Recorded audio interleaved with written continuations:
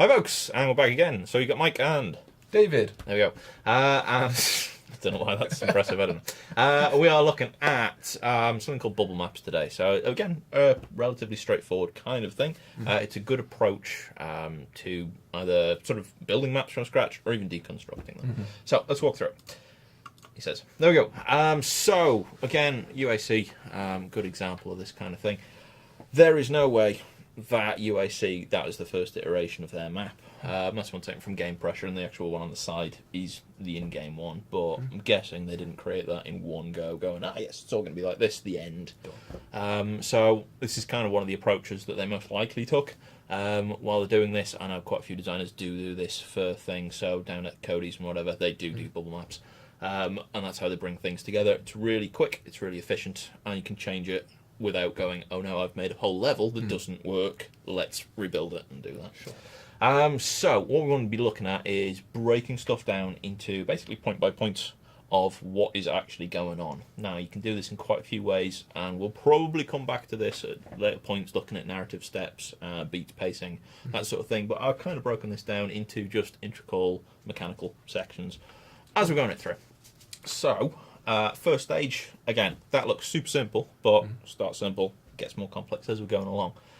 So if we just do something like this, where you've got player start, not much goes on, you pick up pistol, kill those two guys, then you get the shotgun, so you've got to pick up the shotgun in order to progress. It's a good lock, it's a physical barrier. And then third off, you've got that first gore nest and the actual battle going on there. So in pictorial sense, those first two, they're pretty small, they're literally have you pressed go on the game and have you clicked 4 times to get there. Sure. And then that battle, the bubble gets bigger because more stuff goes on, it's a bigger environment, it's not a corridor. And there's areas to work around, so it's more of a think about this in that kind of terms sort of thing. If we kept going with this, which we will do in a slide or two, we'll start introducing more aspects to the rest of the game, the rest of the level.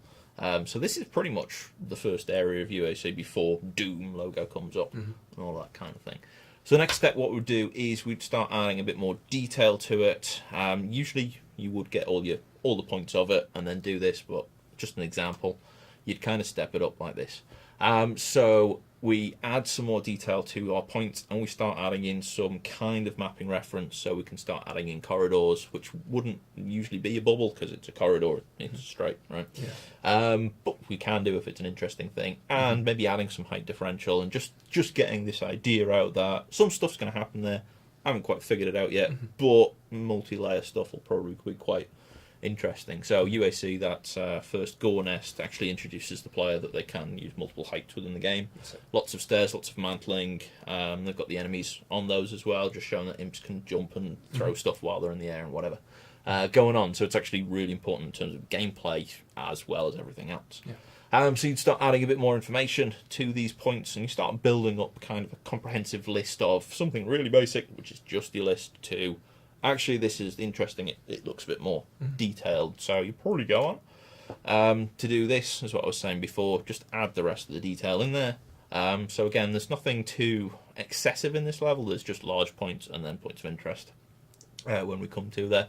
I haven't even added all the stuff in there, there's some collectibles and things, but again, they're not going to be the first thing that's thought about in a tutorial level of where am I going to put the 3 collectible points within this game. Yeah. Let's get the tutorial sorted first. Yeah, the core gameplay stuff needs to be introduced, So we do that.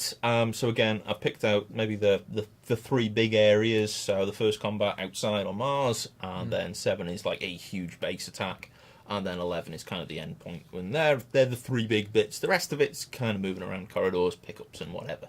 So again, they're smaller, and then we move on and make it a bit more detailed with this kind of thing. So I've started to do some build-ups of it. Again, this does not need to be finished by any imagination, and it's just kind of core ideas. So I'm using different colours to represent different heights and different paths as we're coming through it. Not finished, but it's kind of, this is the step that we would go through, so we'd maybe have a look, maybe do the first section, actually build it and go, actually this height thing works, let's do it some more, or it doesn't work, let's not plan that for anywhere else. Sure. So just save a bit of time when we're going through there. And again, I've added a bit more information. So around 6, there's a gate. You've got to go around, get the gate key, and then you've got to go around again and get the collectible, the Doom doll. If you so want to. You don't have to. I think there's one very late in the level as well. There's also the original Doom level somewhere in there, but I haven't put that in because it's not really that relevant at this point during the design. That's most likely a very last second thing that got put in. Here's a weird space. Let's just add it in. It'll be fun. Because we don't need it to actually finish the game. Its presence doesn't change how the game flows. No. In a weird way, it kind of breaks.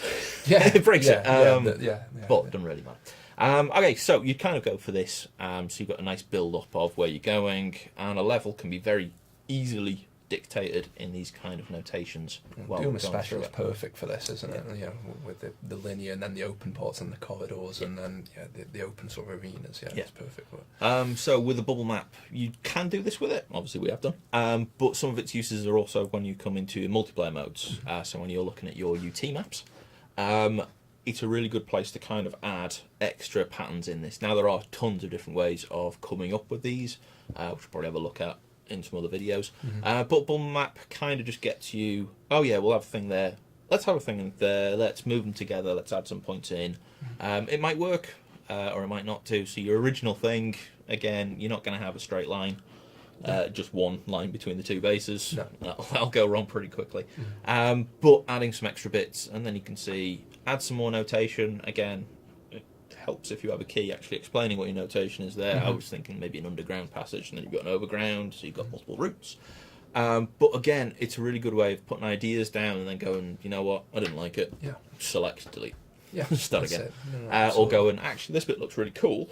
Let's keep that in the bank of cool ideas and maybe add some different things to it as we're moving along. So at this stage, you're just thinking about ideas. You're not going, oh, this must work or anything like that. Your first map design is definitely not going to be your last. No, that's it. Testing generally destroys everything and goes, I didn't think about that. Look, the sniper can see everyone. We need another door in or bolt. Absolutely. Break up the line of sight and things like that. So if we kind of move on, so we had a look at Facing Worlds. So again, their map designer actually is that kind of thing. Facing Worlds is a very odd map with UT. It's in the classic UT, and it's often panned as one of the worst maps ever, but it's also one of the most played maps ever because it's fun, because it's just sniping and just silliness. We were saying earlier, just look at it in the image in the top right, and you've got it figured out straight away. As soon as you see it, there's nothing overly complex. So I thought it would be quite a good breakdown to do because it's not overly complex. So our bubbles will kind of be between the two bases, and that's sort of it. But if we start breaking down, the insides of those buildings are really well laid out. So in this diagram down here, you've kind of got this image of the divergent paths. What would we do with it? Back in the old UT, you used to have to put down dot points of interest. Little apple icons, I believe, where you would actually path the bots to do.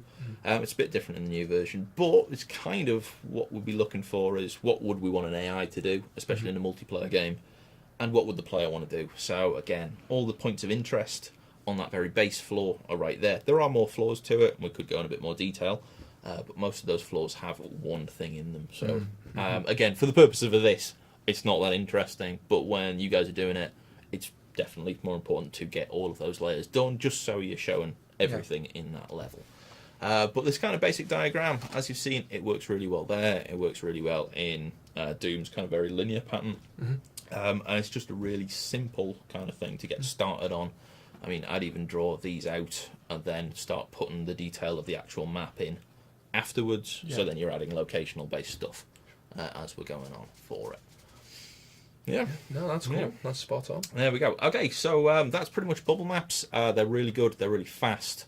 It's definitely something you should be adding into your documentation. And they can be done for all of the games that we talked about in one of the early videos that you're getting set for your assignments. So, like I say, it works really well for Doom especially, but this applies to pretty much every one of those games. Okay, right, we'll leave it there, guys. We'll see you next time. Bye.